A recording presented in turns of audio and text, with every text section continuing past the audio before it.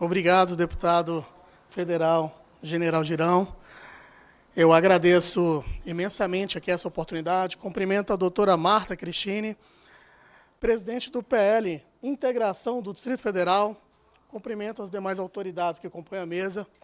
É um prazer imenso poder fazer parte de um debate público de extrema importância e relevância, não somente para a sociedade, para a minha vida, pois há 22 anos, aproximadamente, eu atuo e visito quase que diariamente os estabelecimentos prisionais do Distrito Federal. Sou um advogado militante, mas eu não posso deixar de falar que o que acontece dentro dos estabelecimentos prisionais não é exatamente somente uma prisão por mera punição. É óbvio que o objetivo da ressocialização, que é preconizado na Lei de Execuções Penais e na Constituição Federal, ele tem uma força tamanha de tirar aquela pessoa penada e reintegrá-lo na sociedade de uma forma que ele venha ser produtivo, sair do seio da criminalidade e ter uma vida digna, reconstruída. E aprendi na igreja, deputado, que era possível, quando algumas pessoas quisessem mudar de vida, que poderiam mudar de vida por meio da palavra de Deus. E desde os 18 anos eu comecei fazendo evangelismos e, às vezes, aí dentro da advocacia, atuando de forma pro bono para algumas famílias carentes. Muitas dessas famílias, pessoas decentes, famílias honestas, honradas, às vezes tiveram um filho que se voltou para esse lado. E sem condições de pagar ali uma defesa, de pagar um advogado, muitas das vezes indefeso, com a assistência da defensoria, que não tem aquele tempo, em alguns casos, de ter uma dedicação exclusiva em determinados processos, muitas pessoas ficavam extremamente vulneráveis. Mas temos que lembrar também que não só de presos punidos e criminosos que compõem o estabelecimento penitenciário. Há centenas, milhares de pessoas inocentes que permanecem presas e condenadas injustamente nesse momento. E é interessante, porque quando nós vamos analisar aquelas pessoas que foram condenadas injustamente, esses dias ainda saiu uma matéria, que uma pessoa após passar 2 anos presa injustamente, ela foi solta. Outro dia foi veiculado na mídia que um homem acusado de ter matado o próprio amigo, arrolou esse amigo como testemunha e o amigo que disse que tinha morrido estava vivo e foi na audiência de instrução. E ele chegou a ser preso nesse processo. E analisando casos de pessoas inocentes que foram presas, eu tive a oportunidade de conhecer o Innocent Project nos Estados Unidos. E eles começaram a fazer uma reavaliação de centenas de casos, de pessoas que foram injustamente condenadas. Primeiro, pessoas que foram condenadas à morte, casos revistos, reestudados, reapreciados, reanalisados, e já conseguiram comprovar que mais de 400 pessoas foram condenadas injustamente, e algumas já foram até executadas. Lá tem pena de morte para determinados crimes. E uma grande parte dessas pessoas eram pessoas pobres, que não tinham dinheiro para constituir uma boa defesa. Alguns, até mediante tortura e pressão, confessaram crimes que não cometeram. O que eles faziam? Eles pegavam os casos, reanalisavam as provas, especialmente quando era crime sexual, pegava as roupas daquela vítima, que na década de 80 e 90, os exames não eram tão aprofundados quanto eram hoje, e faziam a reanálise dos casos, e o reexame das provas do material biológico, e conseguiam comprovar, não somente que às vezes aquela pessoa que foi presa estava condenada injustamente, mas às vezes eles não só conseguiam absolver quem estava preso, mas conseguiam às vezes descobrir quem era o verdadeiro culpado do crime cometido. E exatamente o que nós nos deparamos no atual estabelecimento prisional brasileiro.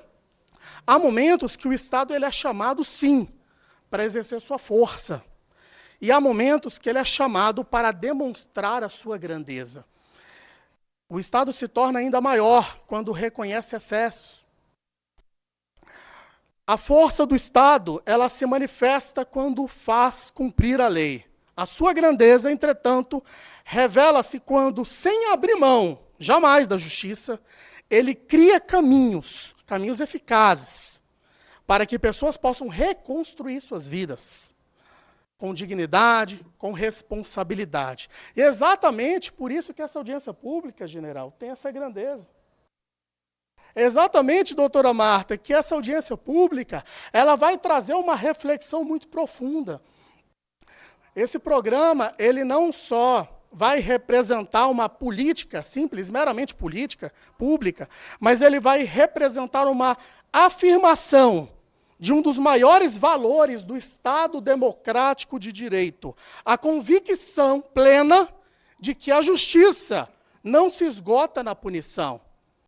Ela se completa quando cria condições reais para que uma construção, que uma reconstrução seja permitida e lhe dê cidadania. Como advogado, eu milito diuturnamente nos tribunais. Tive em atuações nos casos do 8 de janeiro, em mais de 200 casos, estou habilitado como advogado, da Débora do Batom, e tantos outros casos. E eu conheço a realidade dos processos, não só do 8 de janeiro, mas também de processos comuns, de pessoas que precisam sim de justiça. Conheço a realidade de acusações, de condenações, de absolvições, de pessoas que passaram anos injustamente presas, e algumas até que cometeram erros lá atrás, mas querem mudar de vida de verdade, e precisam de uma oportunidade para que aqui fora venham fazer a diferença, porque passaram tempo demais longe da sua família. E um dos dons mais preciosos que nos deram os céus é verdadeiramente a liberdade. Eu trago esses dados e essa breve palavra não somente para discutir o mérito das ações judiciais, mas para reafirmar que é um caminho constitucional e institucional dessa casa, que tem aqui a grande honra e ficará registrado nos anais dessa casa, esse histórico dia desse debate tão importante. Eu faço referência para enxergar a realidade que transcende qualquer processo, a realidade humana. Depois da decisão judicial, depois de uma condenação, depois de uma sentença, o que permanece? O que sobra? Sobra um pai de família, uma mãe de família, uma família que está por trás disso. Às vezes, a pessoa trabalhava e alguém que deseja voltar a ter uma produtividade. Alguém que aquela própria família almeja que venha agora, em liberdade, sustentar os filhos, reconstruir o tempo perdido e ocupar uma posição na sociedade. E esse espaço precisa de uma recolocação. Exatamente por isso que sofre as maiores dificuldades. Nós temos uma facilidade imensa de consultar esses processos. Nós temos uma criminalização antecipada e um juízo de valor sobre as pessoas que passaram pelo estabelecimento prisional. Diga-se de passagem, quando se vê o currículo ou o histórico criminal da pessoa, não se examina provas, não se examina a inocência, não se examina se aquela pessoa efetivamente cometeu o crime ou não cometeu, mas a exclusão social, independentemente, ela continua. Ela existe. E o que nós podemos fazer para mudar isso? Porque as portas para as pessoas que querem trabalhar, que querem se ocupar, que querem ter uma ocupação lícita, continuam fechadas. E lá na Constituição Federal preconiza a dignidade da pessoa humana, mas aquele humano que quer se reinserir na sociedade não tem dignidade ao chegar nas empresas para buscar uma reclassificação ou uma recolocação no mercado de trabalho. E isso é um compromisso constitucional, um compromisso político, moral. Eu já finalizo minha fala. Nenhuma política de segurança pública alcançará resultados permanentes se não caminhar ao lado de incluir pessoas que querem realmente fazer ali e precisam dessa inclusão social, da capacitação profissional e da valorização do trabalho. A segurança pública e a reintegração não são ideias opostas, são políticas e complementares. Por isso, eu cumprimento todos que idealizaram e tornaram esse projeto um programa possível, porque eles vão oferecer oportunidades, não excluir pessoas, e é uma extrema responsabilidade. Significa esse programa, sim, que acreditar em seres humanos, que podem escrever novos capítulos das suas vidas e das suas próprias histórias. E isso, sim, fortalece toda a sociedade. Quando nós analisamos países que têm menores índices do mundo de que aquela pessoa volte ali para o estabelecimento prisional e seja efetivamente reinserido na sociedade, são países que investem muito, né, no trabalho e na capacitação daquelas pessoas. Daqui a alguns instantes, após as nossas falas, a doutora Luciane Mustafa vai aqui tomar posse como coordenadora do projeto Recomeçar. E ela tomará posse nessa importantíssima função, que é mais do que um cargo, doutora. É mais do que um cargo. Estará assumindo uma responsabilidade histórica aqui. A doutora será instrumento aqui nessa casa, nesse programa, de uma transformação social. Cada pessoa reintegrada ao mercado de trabalho, cada família reconstruída, cada cidadão recuperado, que recuperaria sua autonomia, será uma demonstração eficaz que esse programa cumpriu a sua finalidade.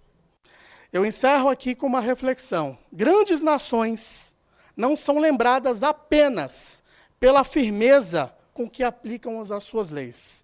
Elas são lembradas, sobretudo, pela sabedoria que constrói as oportunidades. Porque uma sociedade verdadeiramente forte não é somente aquela sociedade que pune, é aquela que transforma. Não é aquela sociedade que fecha portas, é a sociedade que abre caminhos. Que o programa Recomeçar seja exatamente isso, doutora, capitaneado com a sua sabedoria. Como uma ponte entre a responsabilidade e a esperança, entre a justiça e a dignidade, entre o passado, talvez ruim, e um futuro com toda certeza melhor. Meu muito obrigado, que Deus abençoe essa iniciativa, os seus idealizadores, deputado Girão, todos aqueles que decidiram dedicar suas vidas à construção de um Brasil melhor, um Brasil mais justo, um Brasil mais humano, um Brasil mais fraterno. É por isso que eu me orgulho de ter pessoas como vocês ao meu lado. Muito obrigado. Muito obrigado, doutor Júnior. Deixando já uma primeira reflexão de que seria interessante, eu não me acanho e não me desanimo quando vejo a presença de pessoas ser não tão significativa quanto a importância do tema. Eu sei que isso está sendo gravado e está sendo passado. Mas